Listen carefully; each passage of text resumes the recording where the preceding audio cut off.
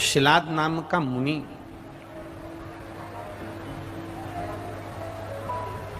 शिलाद मुनि जो ब्रह्मचारी थे,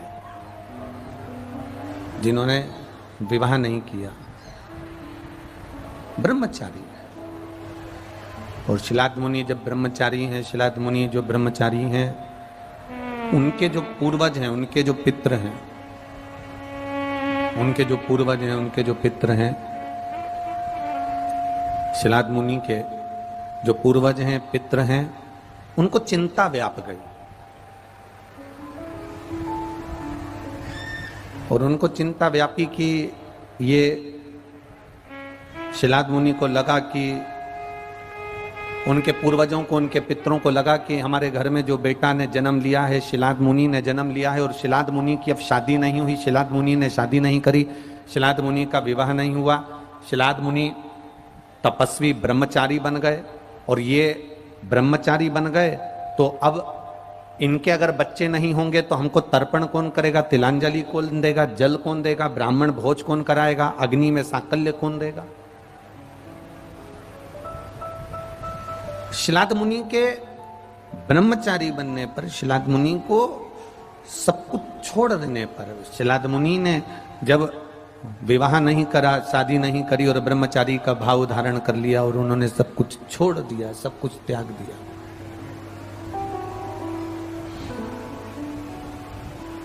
पितरों को चिंता लग गई, पूर्वजों को चिंता हो गई, पूर्वजों को टेंशन हो गया।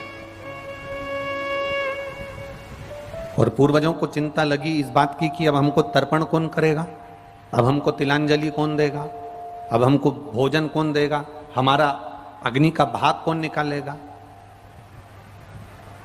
संसार में जन्म लेने वाला प्रत्येक मनुष्य ये विचार करता है कि हमारी वंशावली बढ़ती चली जाए, हमारा वंश बढ़े, हमारी गोद में, हमारी झोली में भी भगवान एक संतान, एक पुत्र, एक पुत्री, एक संतान हमारी गोदी में भी दे, जो कि हमारे वंश को बढ़ा दे, हमारे पूर्वजों को तर्पण, तिलांजलि, जल, भोजन आदि प्राप्त होता रहे। ये सब मिलता रहे, ये भाव प्रत्येक मनुष्य के हृदय में होता है, प्रत्येक मनुष्य के दिल में होता है। अब पितृलोक में जो पितृ बैठे हुए थे, पितृलोक में जो पितृ विराजमान थे, उन पितरों ने आर्यमा स्वामी से कहा, पितरों के देवताओं से,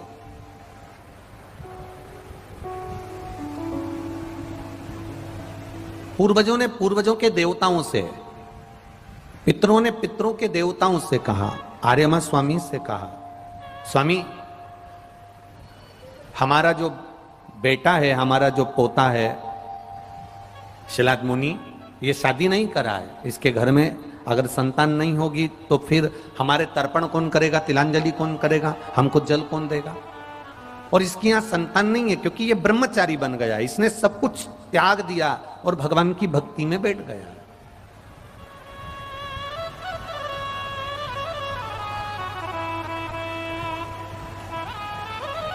इसके घर में अगर संतान होगी तो हमको तर्पण होगा, हमारी तिलांजलि होगी, हमको भोजन मिलेगा, हमको भाग मिलेगा। अब इसके यहाँ संतान हो तब तो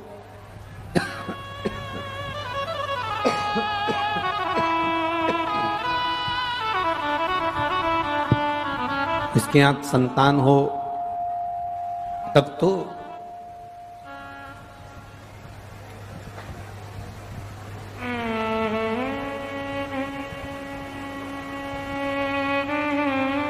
जब संतान है ही नहीं तो फिर वंश कैसे बढ़े, वंश बढ़े। अब चिंता भीतर से व्याप रही है, चिंता भीतर से लग रही है।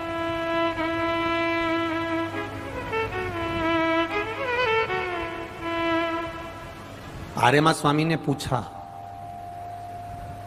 एक बात बहुत अच्छे से ध्यान में रखना, आप जिस स्थान पर रह रहे हो, पितरों के स्थान पर रहते हैं, तो पितरों के देवता उनकी सुनते हैं, और सुनते हैं तो मार्ग बताते हैं और मार्ग प्रशस्त करते हैं।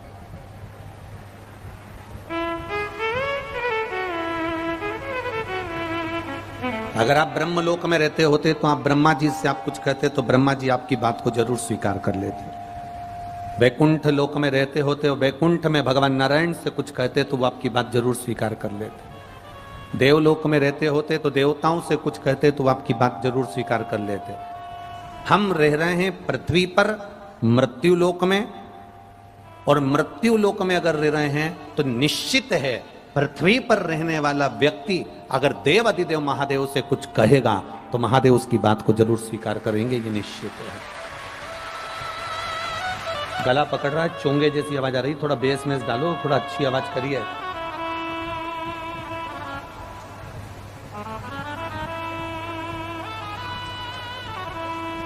अब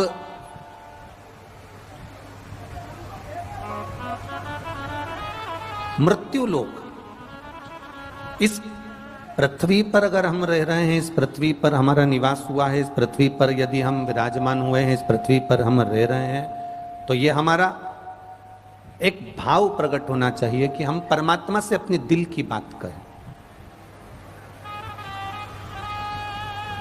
परमात्मा को हम अपने मन की बात करें।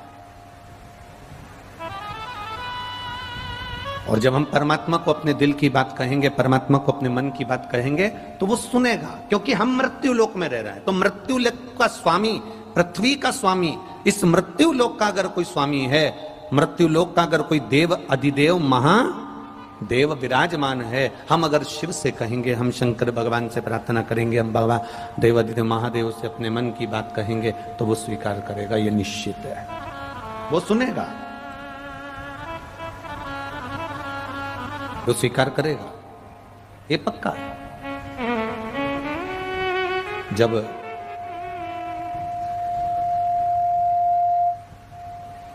पितरों के निवास स्थान से पितृ शिलाद मुनि के पूर्वज आर्यमा देव को कहे, तो आर्यमा देव ने कहा कि अगर तुम्हारा पौत्र, अगर शिलाद मुनि शंकर भगवान की आराधना करे और शिव जी की आराधना कर कर जो मांगेगा उसे वो प्राप्त हो जाएगा। शिव की आराधना का फल ही यही है। शंकर भगवान की आराधना का सबसे बड़ा फल है कि जो मांगो वो तुरंत देता। सारी समस्या का हल एक लोटा जल, जो मांगा। एक पत्र आया है, देखिए, पत्र भी बढ़िया पंखे पे लिखा हो। हमारे पास में भी 3-4 पंखे तो इकट्ठे हो गए होंगे, क्योंकि रोज एक ना एक पत्र पंखे पर आ ही जाता है। मेरा नाम रीना दुबे,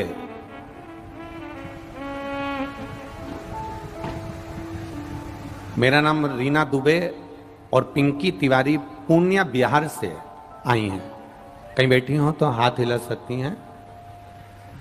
अगर कहीं बैठी हो जिन्होंने पंखे पर ये पत्र लिखा है, रीना दुबे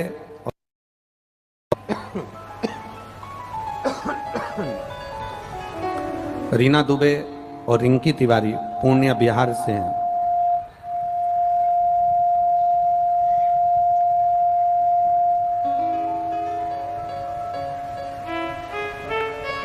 कहीं बैठी हो तो हाथ हिला सकती हैं। आप ही हैं? हाँ जी, दोनों हाथ हिला दो एक से। हाँ, एक बार वापिस हिला दो बेटा। रीना दुबे और रिंकी तिवारी पूर्णिया बिहार से आए। एक लोटे जल का महत्व क्या वर्णन करें गुरुदेव। बड़े भाई को 2012 में रेलवे में सरकारी नौकरी हुई थी, लेकिन किसी कारणवश 2012 की वो नौकरी छूट गई और हमारी सारी आशाएं समाप्त हो गई। अब वो नौकरी, सबके कहे अनुसार वो नौकरी मिलना मुश्किल थी। सबने मना कर दिया था कि वो जो 2012 में जो नौकरी थी वो चली गई है, अब वो प्राप्त नहीं होगी, अब वो नहीं मिलेगी।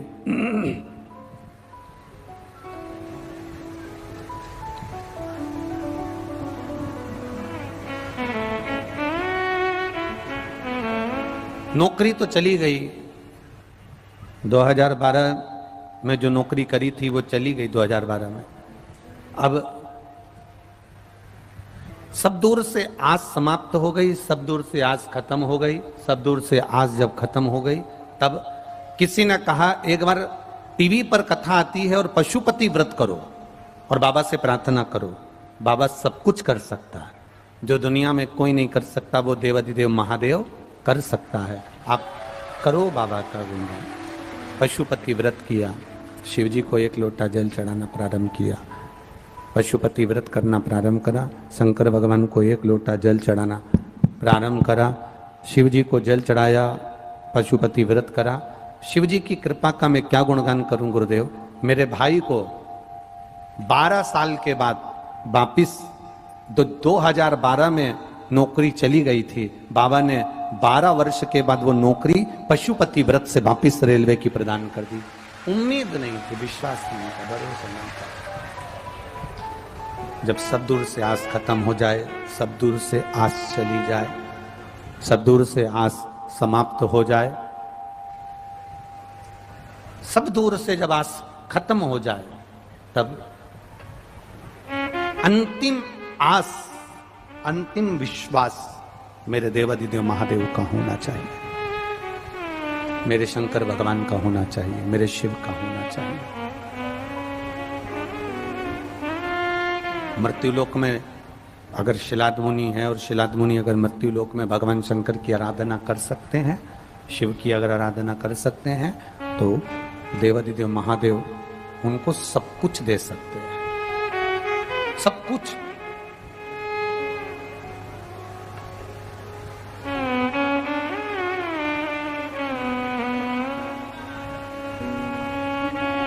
ऐसी कोई चीज नहीं, ऐसी कोई वस्तु नहीं और ऐसा कोई सुख नहीं, ऐसा कोई आनंद नहीं जो मेरा देवाधिदेव महादेव आपको प्रदान ना कर दे, मेरा शंकर भगवान आपको दे ना दे। ऐसा कोई सुख ही नहीं, ऐसा कोई आनंद ही नहीं है संसार सागर में। तो कोई नहीं दे सकता, वो मेरा देवाधिदेव महादेव दे सकता है, मेरा शिव दे सकता है। आप अपने पूर्वजों से, अपने शिलाद मुनि से कहो, आप शिलाद मुनि से जाकर प्रार्थना करो कि शिलाद मुनि तुम शिव जी की आराधना करो, भगवान शंकर का गुणगान करो। शिव जी की आराधना करोगे, शिव का गुणगान करोगे तो तुम्हारे घर में संतान जरूर तुम्हें प्राप्त होगी, और वो संतान अगर प्राप्त होगी तो वो पूर्वजों का तर्पण और तिलांजलि जरूर करेगी। शिलाद मुनि ने तब साधना करना प्रारंभ करा। शिलाद मुनि ने तब साधना करना प्रारंभ करा।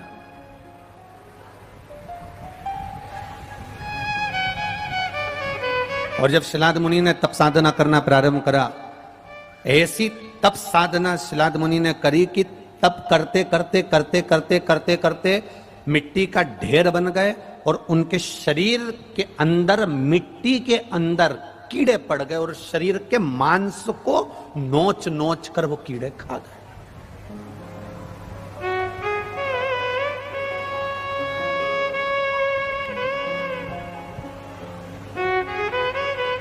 अब वो मांस को नोच नोच के वो कीड़े खा गए। शिव महापुराण की कथा कहती है, भगवान शंकर का चरित्र कहता है, शिव महापुराण कहती है कि केवल शिलाद मुनि के शरीर में अस्थियां बची थी, शरीर में केवल हड्डियां बची थीं और केवल श्वास चल रही थी।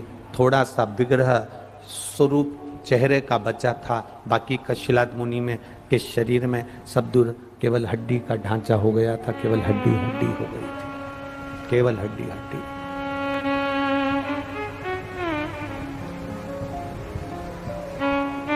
अब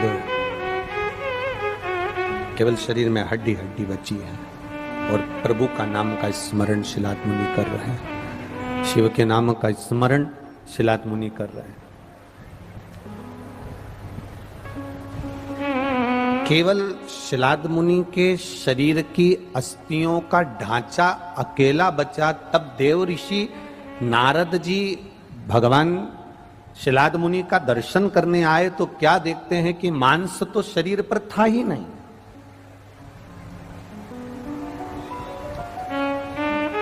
मांस तो शरीर पर था ही नहीं।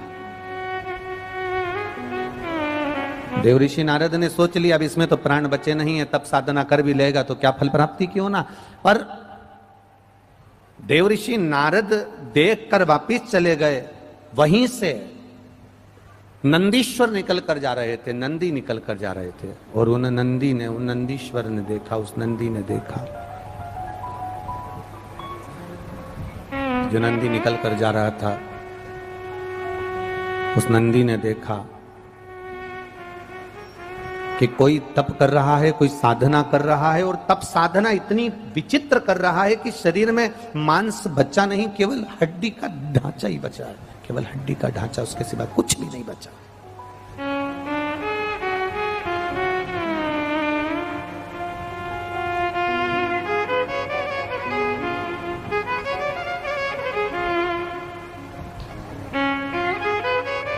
अब नंदी के मन में भाव जागृत हुआ, नंदी के मन में एक भाव आया। नंदी ने विचार करा कि बताओ, शिव का नाम जप रहा है, भगवान शंकर का गुणगान कर रहा है, और शरीर में केवल अस्थियां ही अस्थियां बची है, ढांचा केवल अस्थियों का पिंजर बचा है, और मांस तो कुछ शरीर में है ही नहीं, मांस तो इस शरीर में कुछ है ही नहीं,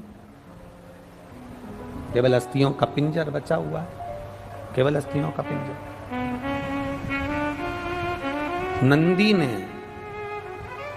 भगवान शिव जब शाम के समय भ्रमण के लिए निकले तो प्रदोष का दिन था। हमारे सनातन हिंदू धर्म में प्रदोष की बड़ी महत्वता है, शिवरात्रि की बड़ी महत्वता है, सोमवार की बड़ी महत्वता है, शंकर भगवान की सोमवार की अष्टमी की बड़ी महत्वता है। हमारे सनातन हिंदू धर्म में शिव की आराधना की एक अलग महत्वता, एक अलग आनंद था, एक अलग सुख था।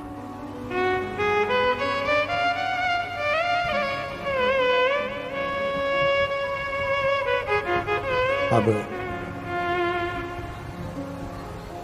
प्रदोष का दिन था,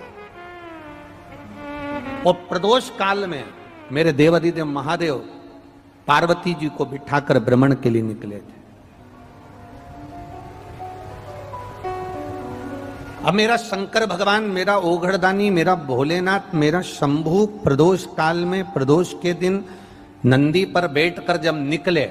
अब देखो, नंदी ने शिवजी से ये नहीं कहा कि प्रभु ये एक भक्त है और भगवान का भजन कर रहा है और उसका पूरा शरीर में से मांस जा चुका है, उसके पूरे शरीर में केवल हड्डियों का ढांचा बना हुआ है, अस्थियों का ढांचा बना हुआ है, केवल शरीर में हड्डियां रह गई, बाकी के कुछ भी नहीं है। ये नंदी ने शंकर भगवान को कहा ही नहीं, ये नंदी ने भगवान शिव को नहीं कहा, ये नंदी ने भगवान शंकर को बोला ही नहीं, बोला ही नहीं।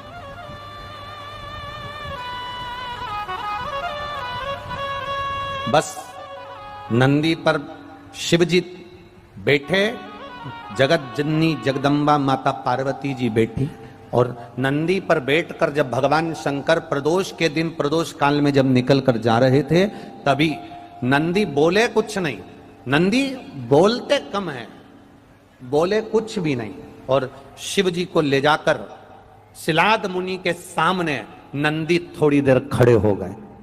नंदी वहां शिलाद मुनि के सामने खड़े हुए, बस नंदी जाकर खड़े हुए, और पार्वती जी ने नंदी से कहा आगे बढ़ो ना, आगे चलो ना। इतने में नंदी आगे बढ़ते नहीं, आगे चलते नहीं।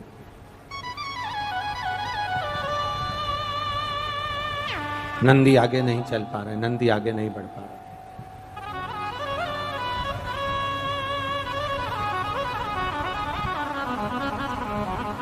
बड़ा कठिन है। अब नंदी के सम्मुख में शिलाद मुनि है, नंदी देख रहे हैं, शिलाद मुनि तप साधना में लीन है। पार्वती जी ने नंदी से कहा आगे बढ़ो, नंदी बढ़ते नहीं है। गाय में और बैल में एक अंतर बड़ा भारी है, वो अंतर समझ लेना। तुमने भी कभी कभी देखा होगा, गाय और बैल में एक अंतर बहुत ज्यादा, गाय में और बैल में एक अंतर बहुत भारी आता है। कौन सा अंतर है गाय और बैल में? गाय को आप हटाओगे हट जाएगी, गाय को आपने पूंछ दबाई वो एक सार हो गई। गाय को पकड़कर अपने एक्साइट कर दिया, धप मार कर एक्साइट कर दिया, हो जाता। पर नंदी, बैल, कभी बैल को हटाया आप लोगों ने? कभी नंदी को हटाया? नंदी की आदत है, गाय तुरंत हट जाती है, पर नंदी, बैल इतनी जल्दी नहीं हटता। बैठा है, तुम गाड़ी का हारन बजाए जाओ, बजाए जाओ, बजाए जाओ, गाय होगी तो हट जाएगी, पर बैल है तो नहीं हटेगा, नंदी है तो नहीं हटेगा। तुम हारन बजाओ, गाड़ी का हारन बजाओ, चाहे तुम जाओ उठा कर आओ, तुम पूंछड़ी दबा के उसको उठा भी दोगे ना नंदी को, तो थोड़ी आराम से उठेगा, आराम से धीरे से उठेगा। फिर तुम करोगे हेट हेट, तब धीरे धीरे फिर चलेगा, इतनी जल्दी नहीं। जिसने उठाया पहले तो उसको घूम के देखेगा, तो जिसने उठाया पहले ही भग जाएगा सींग देखकर।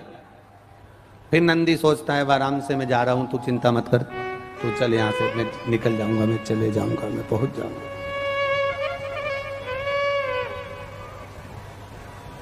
अब पार्वती जी कह रही हैं कि चलो आगे, पार्वती जी बोल रही हैं चलो। अब नंदी तो हिलने को तैयार नहीं, नंदी तो जाने को तैयार नहीं।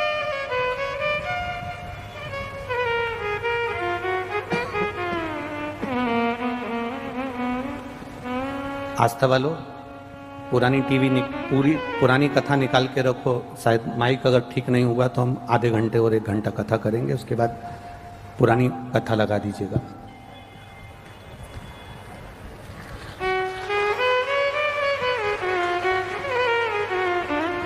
अब नंदी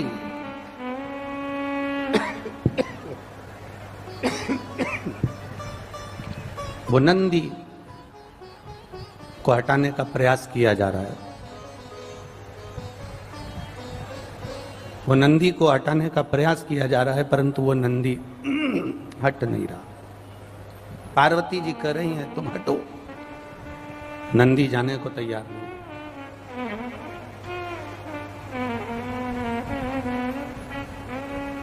शिव जी ने नंदी से पूछ लिया, भगवान शंकर ने नंदी से पूछा, और भगवान शिव ने नंदी से पूछा कि तू आगे क्यों नहीं बढ़ रहा। शिव से नंदी कुछ नहीं कहना चाहता, केवल मिट्टी के ढेर पर शंकर भगवान की दृष्टि पड़ जाए, बस नंदी इतना सा चाहता है। और नंदी मंदिर के अंदर कभी नंदी का दर्शन करना, वो शंकर भगवान को देखता रहता है। कभी किसी मंदिर के अंदर तुमने नंदी के आंखों को बंद नहीं देखा होगा, आप में से किसी ने देखा है क्या? किसी ने नंदी के नेत्रों को शिवजी के मंदिर में कभी बंद नहीं देखा होगा। नंदी शिवलिंग को देखता रहता है, कारण केवल इतना सा है, नंदी हमको बताता है, नंदी हमको दिखाता है कि आप शंकर भगवान की ओर अपनी दृष्टि कर कर रखो, एक ना एक दिन शंकर भगवान तुम्हारे पर दृष्टि कर देंगे और तुम्हारा कल्याण हो जाएगा।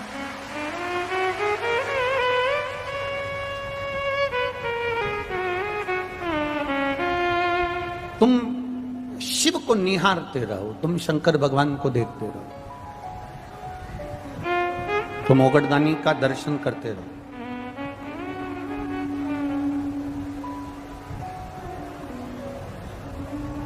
अभी योग दिवस गया, बोलो गया कि नहीं गया? अरे जम के तो बोलो गया। योग सिखाया था जो हमारे शास्त्रों में पतंजलि का वर्णन किया गया,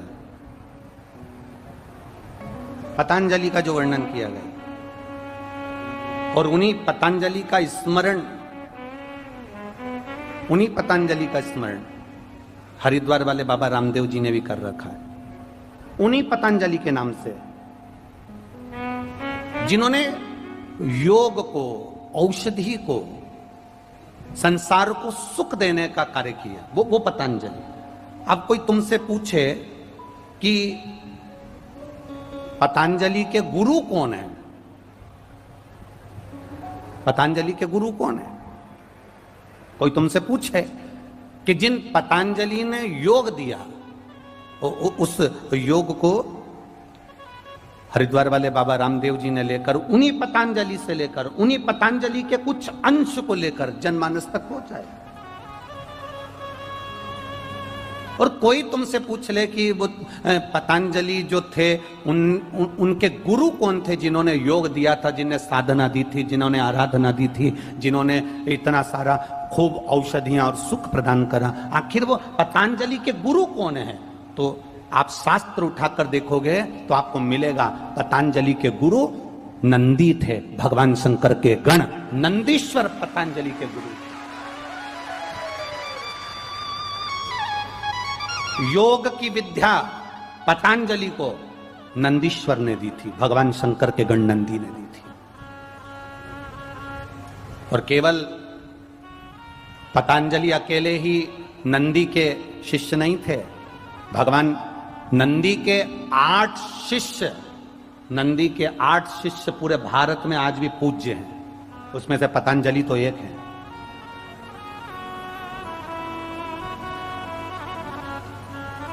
ये पतंजलि तो एक है, 8 शिष्य नंदी के संपूर्ण विश्व में आज भी प्रसिद्ध हैं।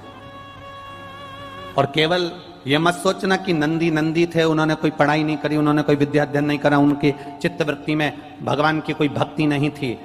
सारे शास्त्रों में एक शास्त्र नंदी का भी है, काम शास्त्र नंदी ने बनवाया था, नंदी ने लिखा था और नंदी द्वारा प्रकट किया गया। काम शास्त्र नंदी के द्वारा प्रकट है। अगर कोई तुमसे कहे कि ये योग दिवस मनता है और पतंजलि जो थे उन्होंने इस योग का शुरुआत करी थी, उसी योग के अंश को बाबा रामदेव जी ने ग्रहण किया और उस जनमानस तक पहुंचाया, उन्होंने अपनी पीठ का नाम भी पतंजलि रखा, उस पतंजलि के नाम से। वो पतंजलि के गुरु कौन है? तो आप कह सकते हो वो पतंजलि के गुरु श्री नंदीश्वर हैं। नंदी शंकर भगवान के गण वो पतंजलि के गुरु हैं, जिन्होंने अपनी योग साधना पतंजलि को दी थी, जिन्होंने अपनी भक्ति की साधना पतंजलि को दी थी, जिन्होंने अपनी दृढ़ साधना पतंजलि को दी थी।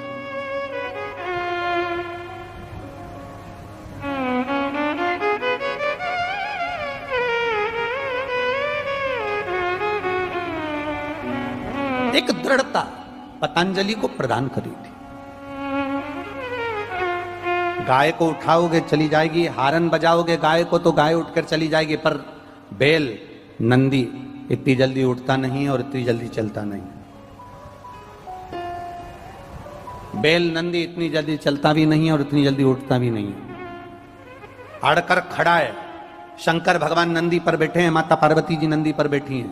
पार्वती जी नंदी से कह रही हैं चल, पर नंदी चलने को तैयार नहीं है। पार्वती जी कह रही हैं तू हमारा गण होकर तू हमारा कहना नहीं मान रहा, आगे क्यों नहीं बढ़ रहा?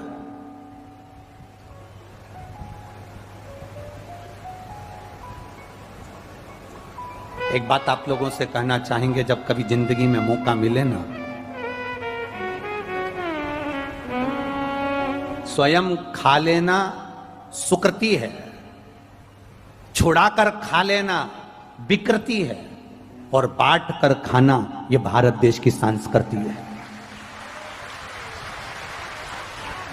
कभी अगर मौका मिल जाए तुम्हारी जिंदगी में, कभी ऐसा योग लग जाए कि तुम्हारी पानी की बोतल में पानी थोड़ा सा है और पड़ोसन को प्यास बहुत तेज लग रही है, और तुम ये विचार कर कर बैठी हो कि मेरे पास में पानी थोड़ा सा है, अगर मुझे प्यास लगेगी तो मुझे पीना पड़ेगा, मेरे को प्यास लगेगी तो मुझे भी तो पानी चाहिए, और पड़ोसन पानी की बोतल ढूंढ रही है, कहीं प्यास लग रही है, मुझे पानी मिल जाता तो अच्छा होता। पड़ोसन को प्यास लग रही है, तुम्हारे पर्स में पानी का पाउच रखा है, तुम्हारे पर्स में पानी की बोतल रखी है, तुम्हारे पास में पानी रखा है, पड़ोसन को प्यास लग रही है, पड़ोस में जो बच्चा है वो प्यासा है, पड़ोस में कोई बैठा है उसको प्यास लग रही है, और तुम्हारे पास में पानी रखा हुआ है। तुमने इसलिए रखा कि 3 घंटे की कथा है, 4 घंटे की कथा है, थोड़ी देर में मुझे प्यास लगेगी, मैं पी लूंगी। तुमने अपने लिए संजो कर रखा, और पड़ोसन को अगर प्यास लग रही है उसको नहीं दिया। शिव महापुराण की कथा कहती है, शिव पुराण से ये सीख कर जाना, पड़ोसन को प्यास लग रही है और तुम्हारे पास में पानी रखा है, अपने लिए रखा है, उसमें से थोड़ा सा पानी उस पड़ोसन को पिला देना, तुमने उसकी चिंता करी तो तुम्हारे पानी की व्यवस्था वो महादेव करेगा।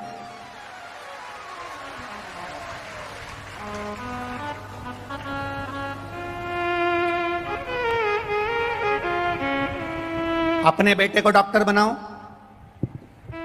अपने बेटे को इंजीनियर बनाओ, अपने बेटे को कलेक्टर बनाओ, एसपी बनाओ, डीएसपी बनाओ, एसडीएम बनाओ, मंत्री बनाओ, संतरी बनाओ, कलंतरी बनाओ, तुम्हारी मर्जी पड़े, सीए बनाओ, तुम्हारे बेटे को कुछ भी बनाओ, ये तुम्हारे ऊपर है। ये तुम्हारे ऊपर निर्भर करता है तुम अपने बेटे को क्या बना रहे हो, तुम अपने बेटे को क्या बनाना चाहते हो, ये तुम्हारे ऊपर है।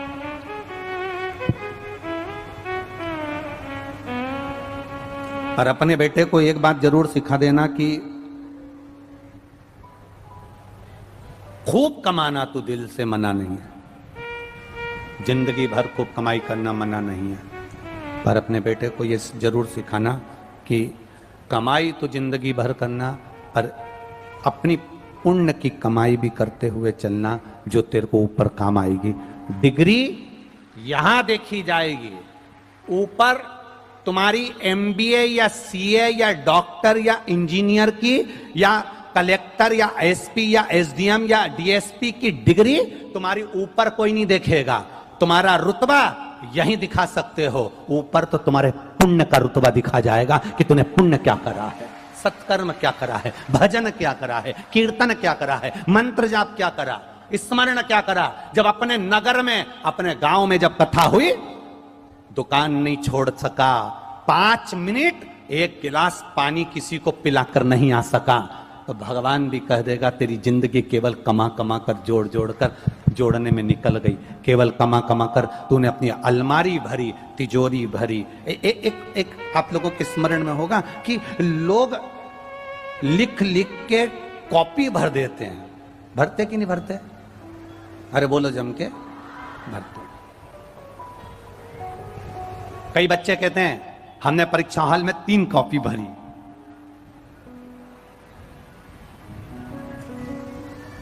हमने होमवर्क कर करके 4 कॉपी भर दी, हमने 2 कॉपी भर दी, पर सबने कहा कि हमने 4 कॉपी भर दी, 5 कॉपी भर दी, हमने 3 कॉपी भर दी, पर एक भी कहने वाला नहीं मिला कि 4 कॉपी भरने में अंदाजा लगाना, 3 कॉपी भरने में, 2 कॉपी भरने में जिस पेन से लिख रहे थे वो पेन कितना खाली हुआ, हमारी तिजोरी भरने में हम कितने खाली हुए, कभी अंदाजा लगाना कि खाली कितने हो रहे हैं। कॉपी भरने में खाली कितने हुए हो, पेन कितना खाली हुआ, कॉपी भरने में, लिखने में पेन खाली होते चले जाता है, उसी तरह तिजोरी भरने में, धन भरने में, दुकान भरने में, गोडाउन भरने में, घर भरने में, आभूषण भरने में, कपड़े लत्ते भरने में व्यक्ति भी तो खाली होता चले जाता है। 25 साल की उम्र से भरने में लगा है, कभी कॉफी भर रहा था, कभी घर भर रहा था, कभी जायदाद भर रहा था, कभी संपदा भर रहा था, कभी गोडाउन भर रहा था, कभी दुकान भर रहा था, भरते भरते भरते भरते भरते भरते इतना खाली हो गया कि आखिरी में उसको ले जाकर हॉस्पिटल में पटकना पड़ा। तो हॉस्पिटल में भी डॉक्टर ने वेंटिलेटर पर डाल दिया और अलग से सांस भर रहा है कि थोड़ी बहुत चल जाए, अलग से भर रहा। तुम्हारे भरने में ना जाने कितने खाली हो चुके हो। बड़े बड़े पद पर लोग बैठ जाते हैं, बड़े बड़े पद पर लोग विराजमान हो जाते हैं, बड़ी बड़ी प्रतिष्ठा। कोई कहता है हम कलेक्टर के पद पर बैठ गए, कोई कहता है हम एसपी के पद पर बैठ गए, कोई कहता है हम एसडीएम के पद पर बैठ गए, कोई कहता है हम मिनिस्टर के पद पर बैठ गए। याद रखना, पद पर बैठो पर अंदर से खाली मत होते चले जाना, अर्थात अपने पुण्य को करते चलना, किसी का भला करते चलना, नहीं तो तुम्हारा पद और प्रतिष्ठा सब यही धरी रह जाएगी, किसी काम की। 4 नौकर तुम्हारे आगे पीछे जब तक फिर रहे हैं, जब तक तुम्हारी कुर्सी है, जब तक तुम्हारा पद है, जब तक तुम्हारी प्रतिष्ठा है। 4 नौकर तुम्हारे आगे पीछे तब तक फिर रहे हैं जब तक तुम्हारे पास में कुर्सी का दबदबा है, मेरे पास में, मैं कलेक्टर में, डॉक्टर में, इंस्पेक्टर में, ये कुर्सी का पद जब तक तुम्हारे पास में है, तब तक 4 लोग तुम्हें सलाम ठोक रहे हैं। जिस दिन ये कुर्सी का पद, एक समय तो आएगा, 60 साल के तो हो गए, 65 के तो हो गए, रिटायरमेंट जब हो जाएगा, तब ये 4 नौकर भी तुमको गिनने वाले नहीं हैं। तुम्हारा सिग्नेचर आज काम आ रहा है, कल तुम्हारा सिग्नेचर काम नहीं आएगा। जब तक तुम रिटायर नहीं होते, तब तक बैंक में जाओगे तो सिग्नेचर काम आएगा, कुर्सी पर बैठोगे तो सिग्नेचर काम आएगा, कलेक्टर की गाड़ी पर बैठोगे तो सिग्नेचर काम आएगा, तुम स्थान पर बैठोगे, कुर्सी पर बैठोगे तो सिग्नेचर काम आएगा। 60 साल के हुए, रिटायर हुए, उसके बाद अपनी कुर्सी पर वापस बैठकर बताना। 60 साल होने के बाद, रिटायरमेंट होने के बाद, अपने बैंक में जाना, अपने थाने में जाना, अपनी जगह पर जाना और फाइल उठाकर सिग्नेचर कर कर बताना। तुम्हारे सिग्नेचर की कोई परिभाषा नहीं होगी, तुम्हारे सिग्नेचर का कोई महत्व नहीं होगा। जब तक तुम पद पर हो, तब तक तुम्हारा सिग्नेचर काम का है। पद से जाने के बाद सिग्नेचर काम का नहीं होता। उसी तरह जब तक तुम जिंदा हो, तब तक तुम्हारी श्वास काम की है, राम नाम काम का है। जाने के बाद ना राम नाम काम आएगा, ना श्वास काम आएगी। मरने के बाद तुम राम नाम भी नहीं ले सकते, मरने के बाद तुम्हारी श्वास किसी काम की नहीं आएगी, मरने के बाद तुम्हारी श्वास का कोई महत्व नहीं होगा। जिंदा हो तब तक श्वास की कीमत समझ लो, कुर्सी है तब तक सिग्नेचर की परिभाषा समझ लो, पद है तब तक सिग्नेचर का महत्व समझ लो। इसके बाद की कोई परिभाषा तुम्हारे पास में नहीं है। अंत समय में जब जाओगे, तब तुम्हारे पास में कुछ नहीं रहेगा। तब केवल तुमने जो पुण्य कमाया, प्यासे को पानी पिलाया, भूखे को भोजन कराया। कुर्सी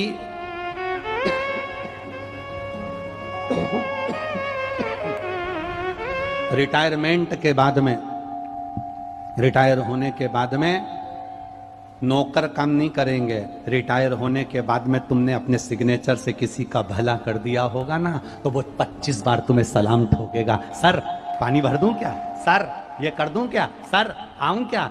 आप उदास दिख रहे हो सर। रिटायर होने के बाद तुम्हारी खुद की औलाद भी तुमको अच्छे से व्यवहार नहीं करेगी, पर रिटायर होने से पहले तुमने जो सिग्नेचर का सदुपयोग करा, किसी का भला कर दिया, तो वो तुम्हारी औलाद जैसा काम कर जाएगा। तुम्हारे को लेकर डॉक्टर के पास चला जाएगा, तुम्हें संभाल लेगा, तुम्हें साधेगा, तुम्हें संभालेगा। कोई साथ देगा ना देगा। तुम्हारा जब समय अच्छा चले, तुम्हारा जब समय अनुकूल हो, तुम्हारा समय जब अच्छा चल रहा हो, तब आप भगवत भजन अवश्य करिए। तुम्हारा जब समय अच्छा चले, तुम भगवान का नाम अवश्य लो। तुम्हारा समय जब अच्छा चले, तो अच्छा काम करते चलो।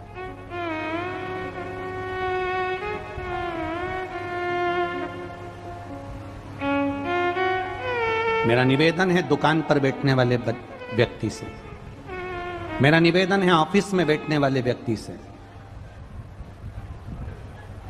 दुकान पर बैठने वालों से निवेदन है, तुम्हारी दुकान जब तक चलती रहे, दुकान अच्छी चले, व्यापार अच्छा चले, काम अच्छा चले, तो पत्नी के जेवर बनवा दो। काम अच्छा चले, घर ले लो। दुकान अच्छी चले, प्लाट ले लो। काम अच्छा चले, अपने बच्चों के लिए भी खूब कर दो।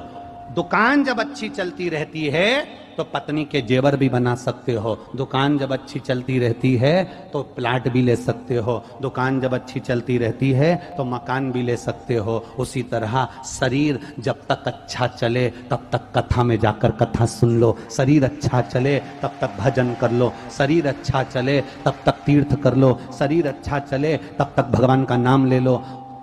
पहले भी कथा में कहा, शरीर चले तब तक तीर्थ कर लो, भजन कर लो, कीर्तन कर लो, और तुम्हारे घर में जब तक चले, दोनों हाथों से दान कर लो। उसके बाद मौका नहीं मिल पाता है, उसके पास समय नहीं मिल पाता है, बड़ा कठिन हो जाता है। फिर ये शरीर भी नहीं चलेगा और तुम्हारे घर में नहीं चलेगी, फिर भगवान का भजन कैसे कर पाओगे,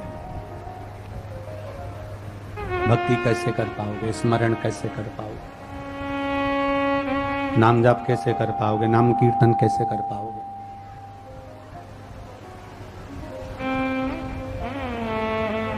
चले इसको चला।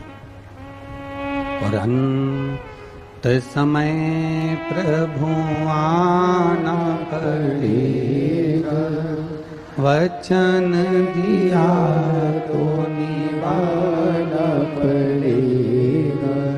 आए ना आए प्रभु कुटुंब कबीला, अंत समय प्रभु आना पड़ेगा। वचन दिया तो निभाना पड़ेगा, अंत समय प्रभु आना पड़ेगा। वचन दिया तो निभाना पड़ेगा, अंत समय।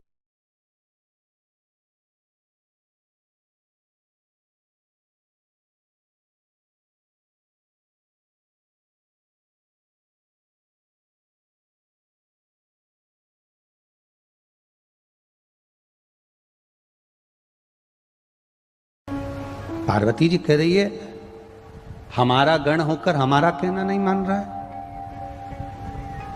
तो हमारा गण है और हमारा कहना नहीं मान रहा है।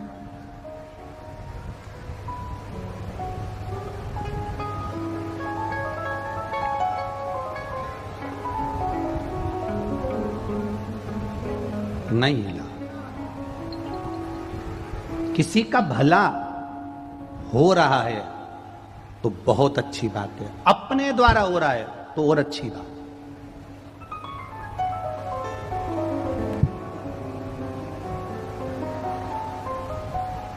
शिव महापुराण की कथा सुनकर जितने नवयुवक बेटा बेटी कंपटीशन एग्जाम में बैठे हैं, चाहे तुम रेलवे का एग्जाम दे रहे हो, चाहे तुम टीचर लाइन का एग्जाम दे रहे हो, चाहे तुम सीए के लिए दे रहे हो, चाहे तुम कलेक्टर के लिए दो, चाहे तुम एसपी के लिए, तुम्हारी मर्जी, तुम मिलिट्री का दो, आर्मी का दो, नेवी का दो, जो दे रहे हो।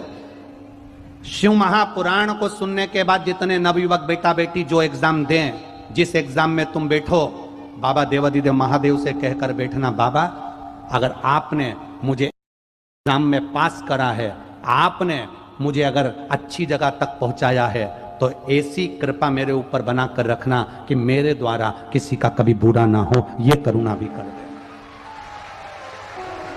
मुझे अगर पद देना, मुझे अगर प्रतिष्ठा देना, मुझे अगर इज्जत देना, मुझे अगर कुर्सी देना, तो इतनी कृपा जरूर कर देना कि मेरे द्वारा किसी का बुरा नहीं, मेरे द्वारा किसी को कष्ट ना हो।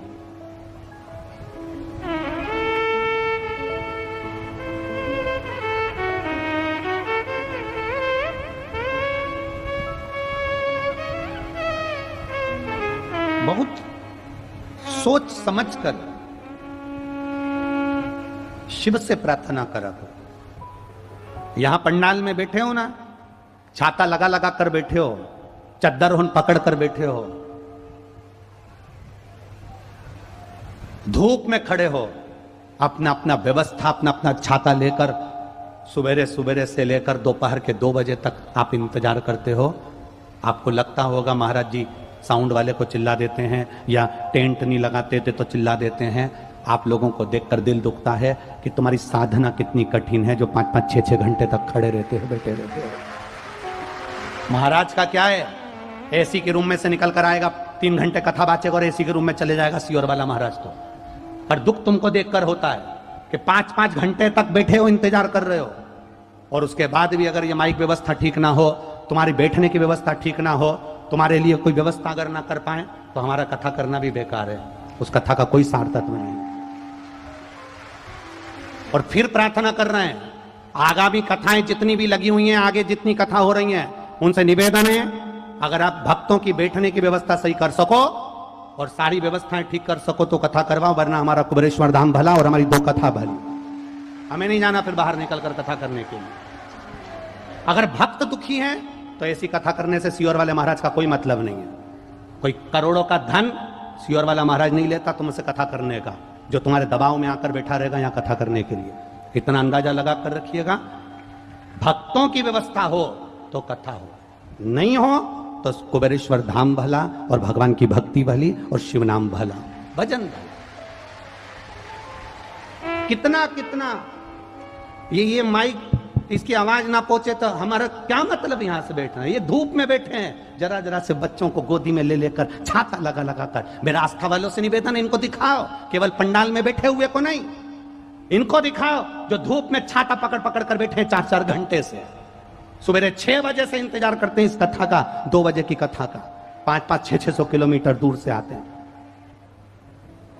उनको उनका छाता पकड़े, बच्चा गोदी में है, छोटे हैं, पकड़े खाता, केवल कथा के लिए आए 3 घंटा, क्योंकि उनको मालूम है ये कथा नहीं है, ये मेरे देवघर वाले की मिलन की एक स्थान है, वो मिलेगा, मेरा शिव तत्व प्राप्त होगा। भक्ति का बल बड़ा होता है।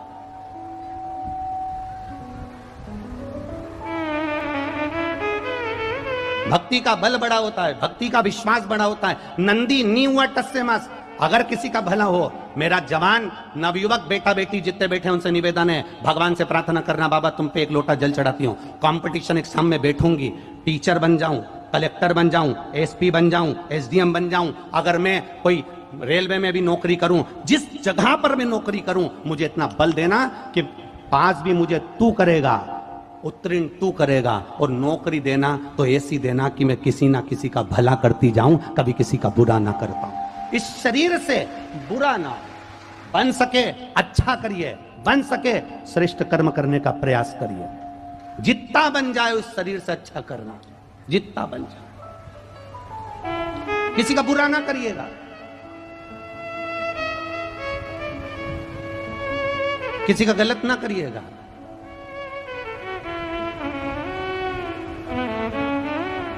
और जितना, और देखने को मिला इस बिहार की पावन धरा पर खगड़िया में जो कथा चल रही है, इसमें देखने को मिला लोग ऑटो में आ रहे हैं, गाड़ी में आ रहे हैं, तो अपने साथ पानी की बोतल की पेटी या पानी के बोतल की पाउचों की बोरियां ले लेकर आ रहे हैं। धन्य हैं। कोई आ रहा है तो बोरी में बिस्कुट भर कर ला रहा है, कोई आ रहा है तो टॉफी भर कर ला रहा है, कोई आ रहा है तो पेप्सी भर कर ला रहा है, कोई आ रहा है तो कोल्ड ड्रिंक भर कर ला रहा है, कोई आ रहा है तो फ्रूटी भर कर ला रहा है। धन्य हैं। बिहार वासियों में आपको नमन करता हूं, आपकी श्रद्धा को नमन करता हूं, धन्य हैं आप।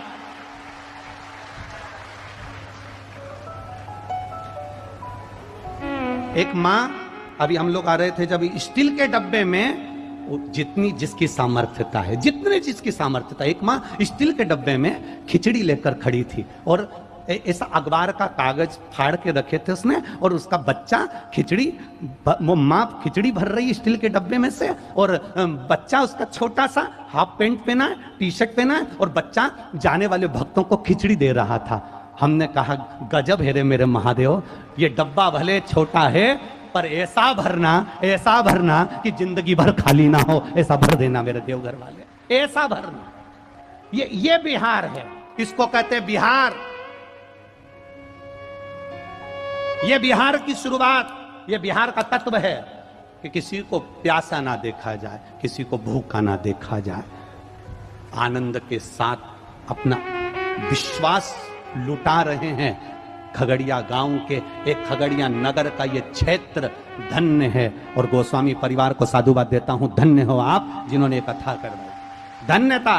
और आपका विश्वास दृढ़ विश्वास है, भरोसा दृढ़ है।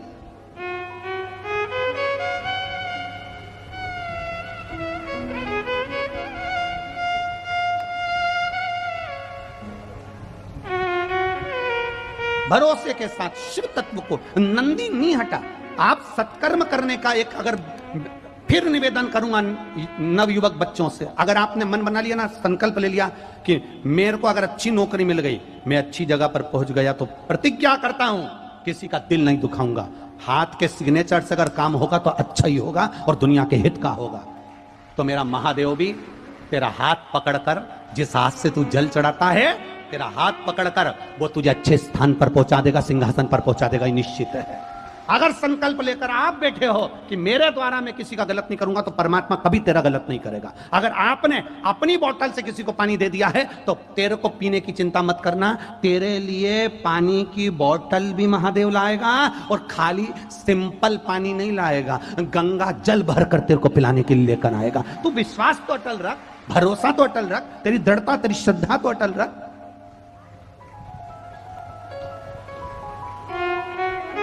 मंदिर जा रहे हैं हम, और मंदिर जाएं और लोगों की बुराई करें या निंदा करें, या मंदिर जाएं और हम गलत चीजें देखें या गलत विचार करें, तो मंदिर जाना सार्थक नहीं है। सारी समस्या का हल एक लोटा जल है, सारी समस्या का हल एक लोटा जल है, पर उस जल को छल के बिना चढ़ना चाहिए। हमारे भीतर कोई छल ना हो, हमारे भीतर कोई कपट ना हो, हमारे भीतर कोई प्रपंच ना हो। केवल निर्मल मन से हम शिव जी को एक लोटा जल चढ़ाएं। उस समय पर महादेव बस इतनी प्रार्थना रखना कि तू मेरा हाथ पकड़ना, मैं गिरूं भी तो संभालना तू, और अगर मुझे दुख भी आए तो संभालना तू, और खुशी में तू मुझे बहुत दे दे तो संभालना तू। कहीं मुझे अहंकार ना आ जाए, कहीं मुझे अभिमान ना आ जाए, संभाल तू लेना। तेरे बराबर कोई नहीं संभाल सकता। कौन संभाल, कौन संभाल? नंदी नहीं हटा, नंदी अड़िग रहा, नंदी दृढ़ी रहा, नंदी हिलने को तैयार नहीं है, नंदी खड़ा है, जा ही नहीं रहा।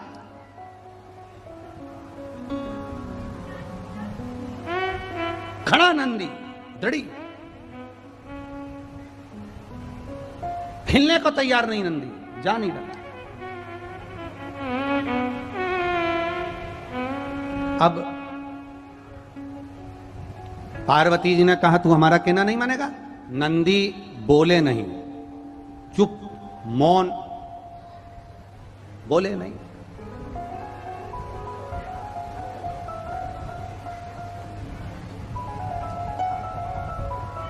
नंदी बोले नहीं। शिव जी ने नंदी से कहा, नंदी माता पार्वती की बात नहीं मान रहे हो, आगे नहीं चल रहे हो। नंदी शिव जी से बोले, प्रभु आज प्रदोष का दिन है, प्रदोष काल है, आप भूल गए? प्रदोष के दिन, प्रदोष काल के दिन, प्रदोष के दिन, प्रदोष काल में आपने मुझसे वचन दिया था कि तू जिस जगह पर ले जाकर खड़ा कर देगा उस स्थान में मैं चारों तरफ अपनी दृष्टि फेरूंगा, और चारों तरफ दृष्टि जहां फेरूंगा, जो जिस कामना को करेगा उसकी कामना मैं पूरी करूंगा। ये आपने मुझे वचन दिया था भोले। क्यों माताएं प्रदोष का व्रत करती हैं? क्यों पुरुष प्रदोष का व्रत करते हैं? क्यों बच्चे प्रदोष का व्रत करते हैं? प्रदोष का व्रत करने का केवल एक सार तत्व यह है, प्रदोष के दिन, प्रदोष काल में मेरा देव अधिदेव महादेव निकलते हैं अपने मंदिर से बाहर, नंदी पर बैठकर कैलाश से निकलते हैं, काशी विश्वनाथ चलते हैं, देवघर वाला नंदी लेकर बाहर निकल जाता है। और प्रदोष काल में भगवान ने नंदी को जो वचन दिया था कि जहां तू खड़ा होगा चारों तरफ दृष्टि फेरकर जितने दिखेंगे सबका कल्याण मैं करूंगा, जो मांगेगा उसे मिल जाएगा। इसलिए प्रदोष के दिन, प्रदोष काल में हम शंकर की आराधना में लगे रहते हैं, प्रयास करते हैं कि मुख से श्री शिवाय नमस्तुभ्यम निकल जाए, पंचाक्षर मंत्र नमः शिवाय निकल जाए, षडाक्षर मंत्र ओम नमः शिवाय निकल जाए, भगवान के मंत्र का जाप हमारे मुख से निकल जाए। जब हमारे मुख से भगवान का नाम जाप निकलेगा तो हो सकता है कि शिव की दृष्टि हम पर पड़ जाएगी और हमारा कल्याण निश्चित हो जाएगा, हमारा कल्याण।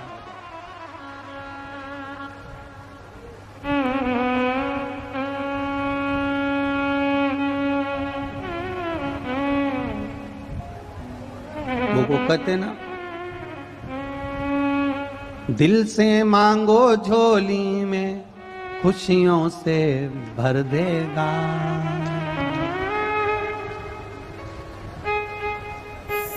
वो साधारण नहीं है महाराज, वो बाबा डमरू वाला रे थारी मौज कर देगा। हम जो मांगे वो हमको देने को तैयार बैठा है, जो मांगे। इसलिए भाव से, हृदय से शिव को जब हम पुकारते हैं, शिव दौड़कर आता है। प्रदोष के दिन, प्रदोष काल में शिव जी के नाम का स्मरण प्रत्येक को कर लेना चाहिए। और एक नंदीश्वर शिव महापुराण से एक बात सीख कर जाइएगा। अगर आपको लग रहा है कि दुख समाप्ति नहीं हो रहे, एक बीमारी से उठे दूसरी बीमारी में लग गए, फिर कोई दुख आ गया, फिर कोई दुख आ गया, फिर कोई तकलीफ आ गई, फिर कोई तकलीफ आ गई, बार बार आपको लग रहा है कि दुख पीछा ही नहीं छोड़ रहा, तो नंदीश्वर शिव महापुराण की कथा आपको कह रही है, प्रदोष के दिन, प्रदोष काल में 2 जगह दिए लगाना प्रारंभ कर दो। पहला, बेलपत्री के वृक्ष के नीचे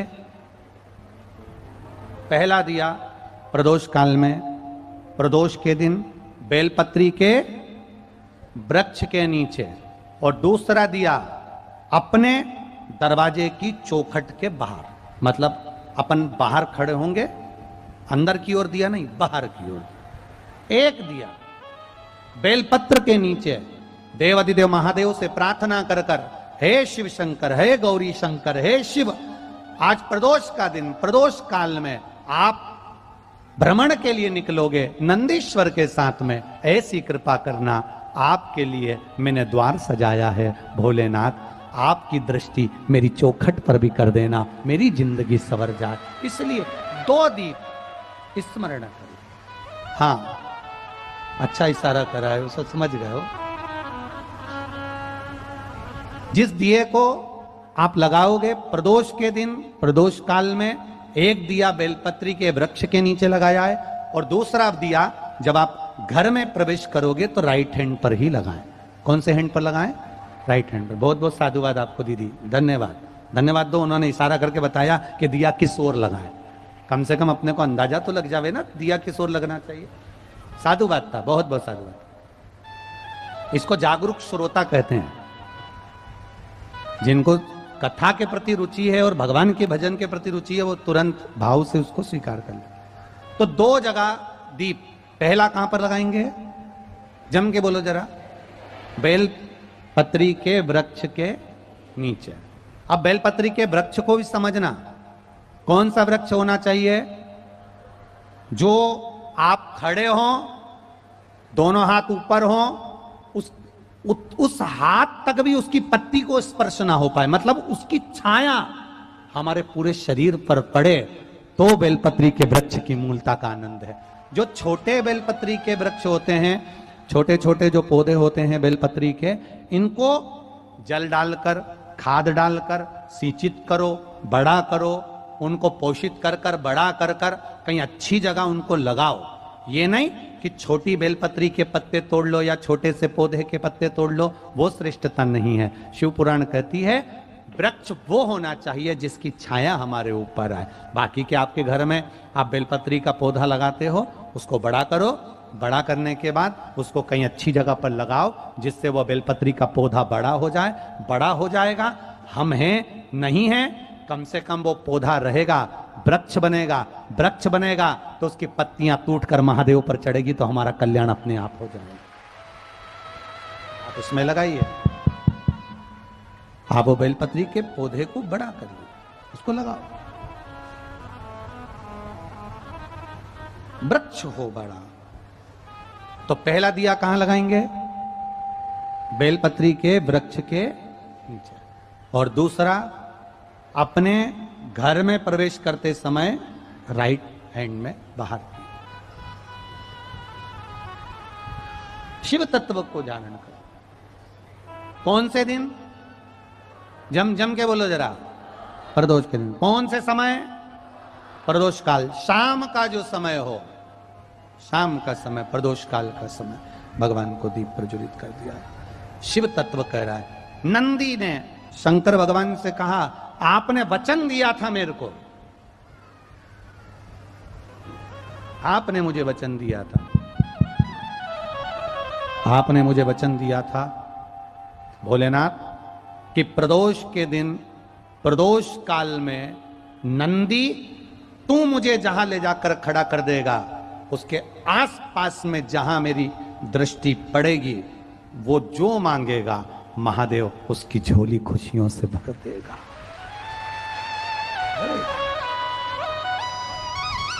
एक पत्र आया, देखिए।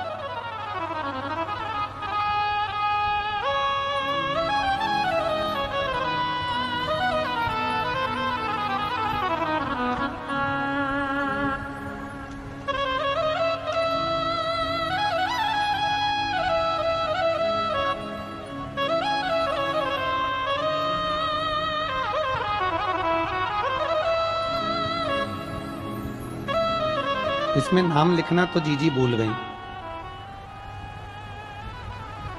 इन्होंने नाम की जगह पर लाइन लिख दी है, लुटा दिया भंडार काशी वाले ने। मैं बिहार से, अच्छा नाम लिखा है, मिल गया। मैं बिहार से रत्ना देवी, जिला कटिहार से हूं। कहीं बैठी हैं रत्ना देवी? कहीं बैठी हो तो दोनों हाथ ऐसे हिला दो। आप ही हैं? हाँ, दोनों हाथ हिला दो दीदी। हाँ, एक बार हाथ हिला दो ऐसे। मैं बिहार से रत्ना देवी, जिला कटिहार से हूं। गुरुदेव, मैं क्या वर्णन करूं देवाधिदेव महादेव का। मेरा बेटा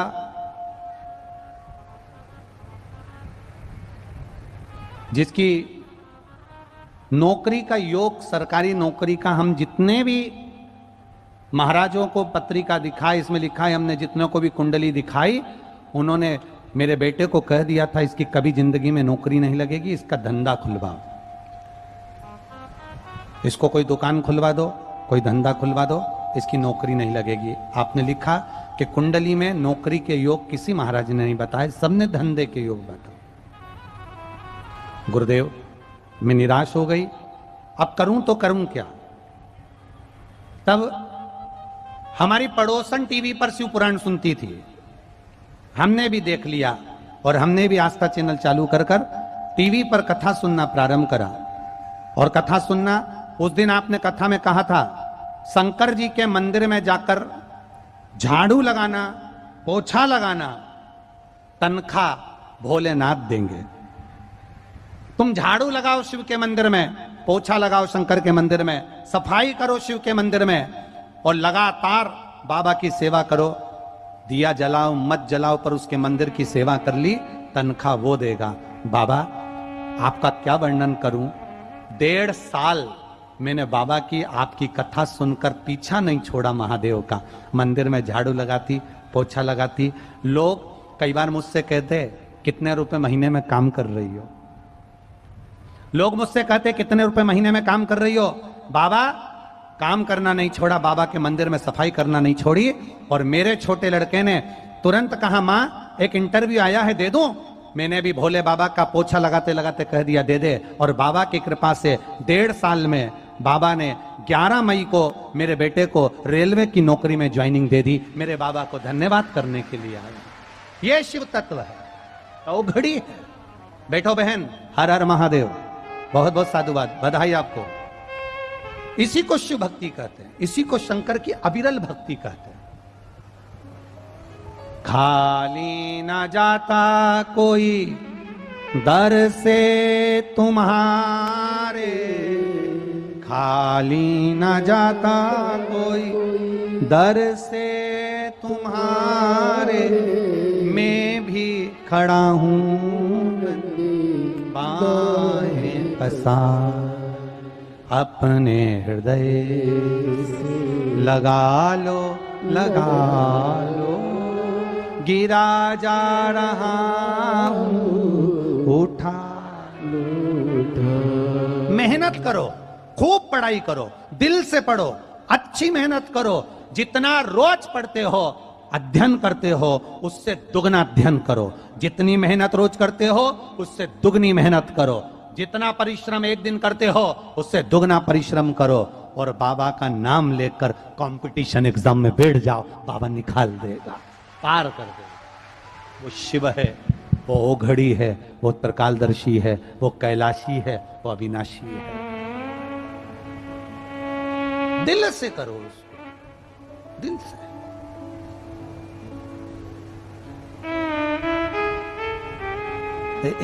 एक बच्चे का पत्र पढ़कर हमको हंसी आई। मेरा नाम राघव सिंह, पापा का नाम पंकज सिंह, मेरा उम्र 12 साल है और मैं आपका बहुत बड़ा फैन हूं। मैं रोज पीछे पंडाल में बैठता हूं, कोई मुझे पास ही नहीं आने देता। आपसे निवेदन है, क्या आप मेरे साथ एक सेल्फी लोगे?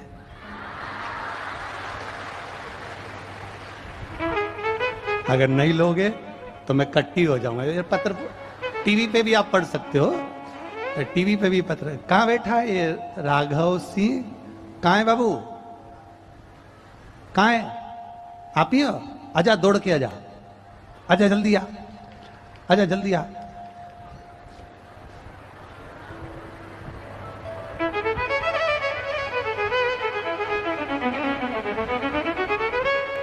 शिव कृपा ओ घड़ी है, दयालु है, दातार है। अरे कृपा की न होती जो आदत तुम्हारी, तो सुनी रहती अदालत तुम्हारी। शिव कृपा, करुणा। आप विश्वास के साथ में अगर प्रदोष के दिन बेलपत्री के वृक्ष के नीचे दिया लगा रहे हो, चौखट के पास में दिया लगा रहे हो, तो मेरा बाबा नंदी को वचन दिया है, प्रदोष के दिन तू जहां ले जाकर खड़ा करेगा मैं उस पर अपनी दृष्टि दे दूंगा। और मेरे ओघड़दानी, मेरे त्रिकालदर्शी आज नंदी पर सवार होकर वहां शिलाद मुनि के सम्मुख में बैठे हैं। शिलाद मुनि के सम्मुख में बैठे। अब शिवजी ने कहा नंदीश्वर से, बाबा उघड़दानी नंदीश्वर से कह रहे हैं, मेरे भोलेनाथ नंदीश्वर से बोले कि तू आगे क्यों नहीं बढ़ता? तो तुरंत नंदीश्वर ने कहा, तुरंत बोले, बाबा बस आज मेरा मन करता है कि आप यहां कुछ देर ठहरो, कुछ देर रुक जाओ, ये मेरा मन का। बहुत ध्यान दीजिएगा, अपने स्मरण में रखिएगा। शिवजी को लोटा भर के जल चढ़ाने जाओ, शंकर भगवान को जब एक लोटा जल चढ़ाने के लिए जाओ तो अपने स्मरण में रखिएगा, थोड़ी देर, एक क्षण, एक पल, एक घड़ी नंदीश्वर के पास भले ना बैठो, खड़े हो जाओ, पर एक क्षण के लिए नंदी के पास जरूर ठहरा करो, जिससे वो हमारे मन की बात महादेव तक पहुंचा दे, शिव तक पहुंचा दे। हमारे मन की बात भगवान शिव से कह, हमारे मन, जब अपने मन की बात हम देवाधिदेव महादेव से कहें तो अपने हृदय की बात, अपने चित्त की बात महादेव तक पहुंचाने के लिए मेरा देवाधिदेव, मेरा महादेव, मेरा शंभू तक अपनी बात पहुंचाने के लिए मेरे शंकर भगवान ने अपने नंदी को हमें दे रखा है। ऐसी नंदी की महत्वता है। शिव ने अपनी बात, एक भक्त की बात महादेव तक पहुंचा सकता है नंदी।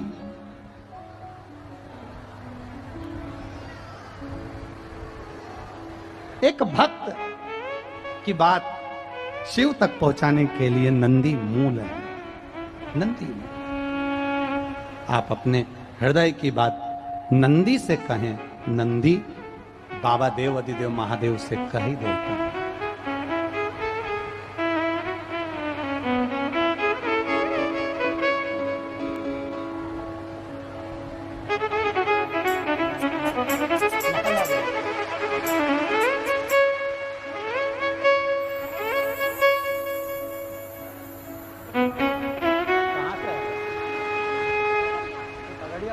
क्या नाम पूरा?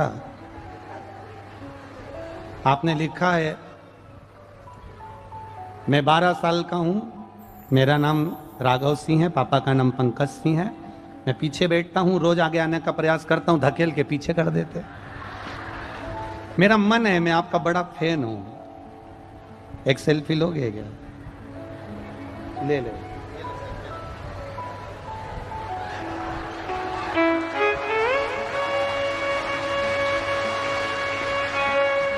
अब कट्टी मत हो ना, इसमें लिखा है आपने, क्या लिखा है? सेल्फी नहीं लोगे तो कट्टी हो जाऊंगा। ले पत्र तुम्हारा।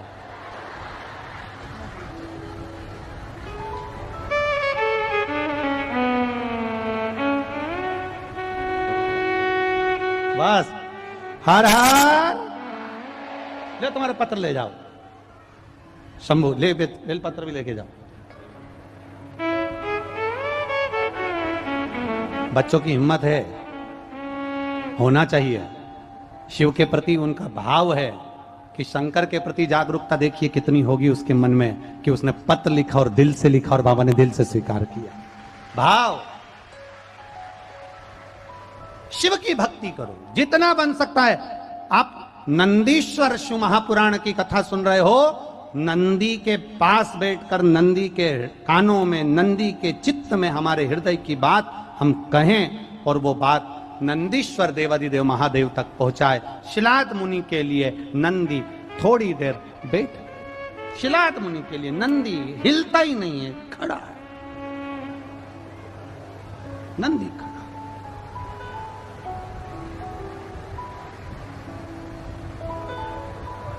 अब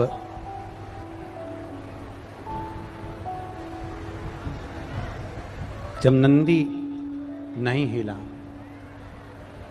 पार्वती जी ने शंकर जी से कहा यह नंदी हिलने वाला नहीं है।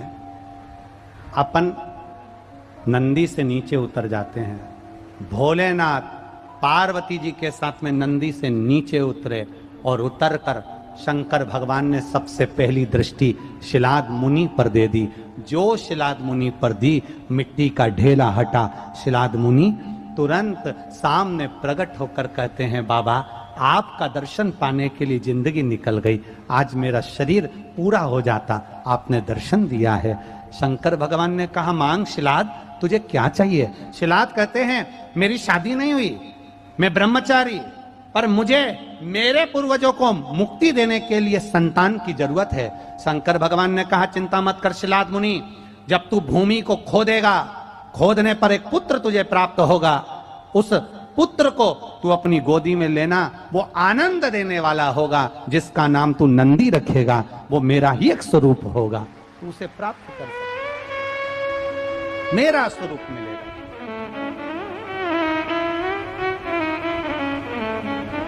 पर भोलेनाथ ने कहा, देने पर अगर पर, किंतु, परंतु, क्या, क्यों, ये शब्द अगर लग जाता है तो टेंशन आ जाता है।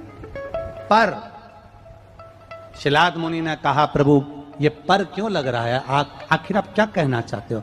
शंकर भगवान ने कहा, सुन शिलाद मुनि, पुत्र तो तुझे मिलेगा, पर उसकी उम्र पूरी नहीं होगी, आधी उम्र में उसको जाना पड़ेगा, आधी उम्र में उसे जाना। शिलाद मुनि ने चरण पकड़कर देवादिदेव महादेव से कहा, अगर मेरी भक्ति के बल पर मुझे पुत्र मिल सकता है तो विश्वास रखता हूं आपकी भक्ति करके मेरे पुत्र की उम्र भी बढ़ा सकता हूं। अकाल मृत्यु वो मरे जो काम करे चंडाल का, काल उसका क्या बिगाड़े जो भक्त हो महाकाल का। शंकर का उपासक भय नहीं खाता, डरता नहीं है। शिव की भक्ति करने वाला कभी नहीं डरता, शंकर की आराधना करने वाला कभी नहीं डरता, शंकर की उपासना करने वाला नहीं डरता। शंकर की भक्ति करने वाला, अगर कोई उपासना करने वाला है, शिव को एक लोटा जल चढ़ाने वाला है, शंकर का व्रत करने वाला है, शिव की भक्ति करने वाला है, देवघर तक जल चढ़ाने सुल्तानगंज से पैदल जाने वाला है, तो वो दुनिया में कभी नहीं डरता, वो आगे ही बढ़ता चले जाता है, डरता वरता नहीं है। शिव भक्ति में रमो। नंदी को भगवान ने, अब कल की कथा में अपन सुनेंगे, शिलाद मुनि पृथ्वी को खोदेंगे और उसमें से पुत्र को प्रकट करेंगे और उस पुत्र को आनंद पाकर आनंद में डूबेंगे और जिसका नाम नंदी रखेंगे।